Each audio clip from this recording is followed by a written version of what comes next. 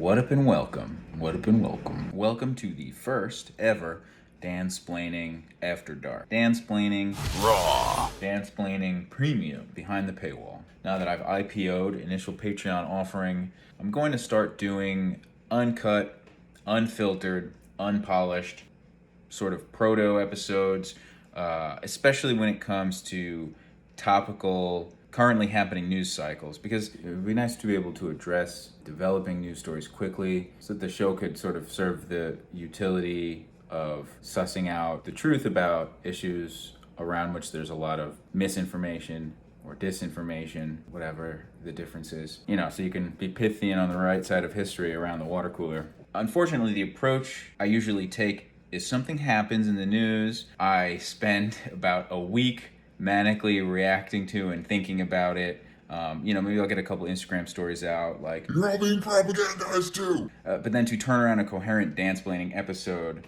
that is well-researched, well-delivered, and then the real-time sync, well-edited. That means graphics and videos, and sourcing all the clips to reference, and then, dressing it up with a bunch of my bullshit humor and dick jokes.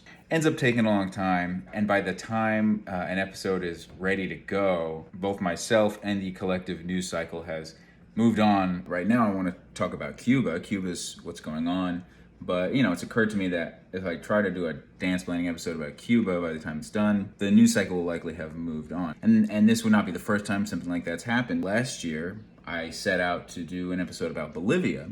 I almost did an episode about Bolivia last year, because essentially the same thing over the course of the last few years has gone on in Bolivia. The singular event that moved me to want to do the episode was the end of a US-backed coup where Bolivia re-elected a representative of the party of Evo Morales, the MAS, whatever that's, the Live Mas party, after Morales was ousted by forces at the behest of the US government and intelligence community, but more specifically because of its context in the broader example of history. In the process of abandoning the attempt to do an episode about Bolivia, I started to pivot it into more broadly an episode about US imperialism in developing nations in terms of internationalism, trade, and foreign policy.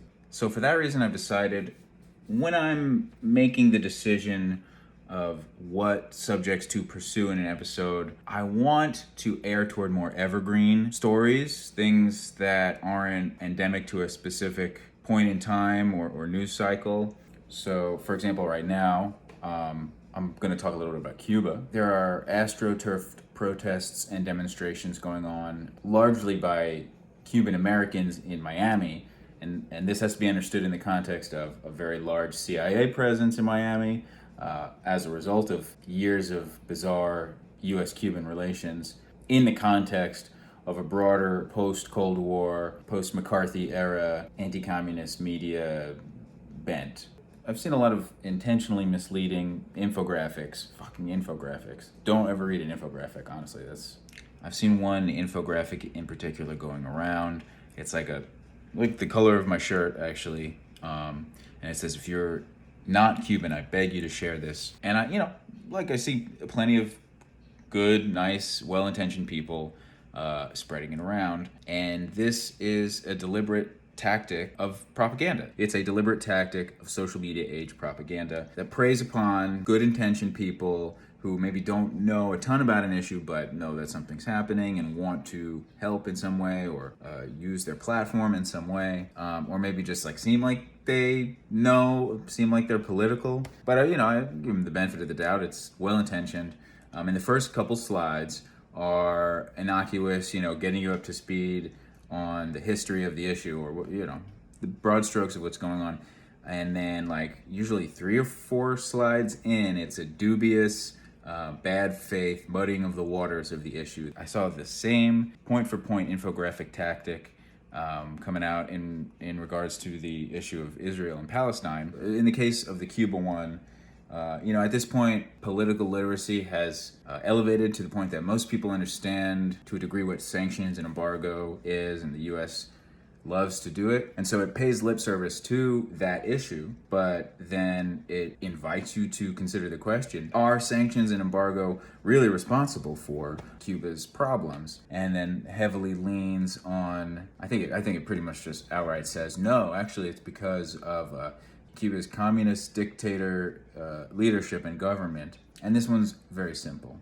The U.S. has a long-standing tradition of interfering with the elections and economies of developing nations in the global south, especially when these developing nations are doing just that, developing independently functional economies, advancing human rights, proliferating healthcare and welfare, and raising the standard of living, usually because these nations have some resource. It's lithium in Bolivia. In Cuba, it's fertile soil specifically for growing and exporting sugar. And then, of course, those Cubans, place a trade embargo in order to discredit both the leadership and the political system of these independent developing nations in favor of a narrative where the U.S. needs to step in and help liberate. We've lived through this before. You remember when we liberated Iraq, brought democracy to, but more specifically to privatize on America's own terms, the wealth and resources that these nations have distributed amongst their own citizens to be traded on the open free market. Yeah, and then even AOC was like, we stand with hashtag SOS Cuba, or I stand with the people protesting the government of Cuba. Fucking AOC has been such a disappointment. But rather than do an episode specifically about Cuba, it's occurred to me it's more useful to simply have an underlying understanding of the playbook that media in the U.S. goes to time and again when it comes to nations in the global south, specifically nations that democratically elect left-leaning socialist or communist leadership, because it's pretty much the same story every time. I think it will be best if I focus on broad, evergreen issues rather than time-sensitive reactions. I have a short list, it's a long list of episodes that I want to do, and I think I'll post those as well on the Patreon, and I welcome feedback. I'm not going to put it up to a vote or anything. I'm going to do them as I decide to do them, but yeah, I do appreciate feedback. Which ones to prioritize and which ones people are most interested in, and as always, suggestions welcome. So yeah, Cuba protests, astroturfed, fake news. Israel, false state. Did I leave anything out? Oh, that's nice. I can actually switch arms, give this one a break. So if you're seeing this, thank you for your support. Thank you for your money. Yeah, every little bit helps. And I am going to do these periodically just to send out to Patreon supporters. I'm going to keep them unpolished, warts and all. Yeah. So thanks again, and Raw.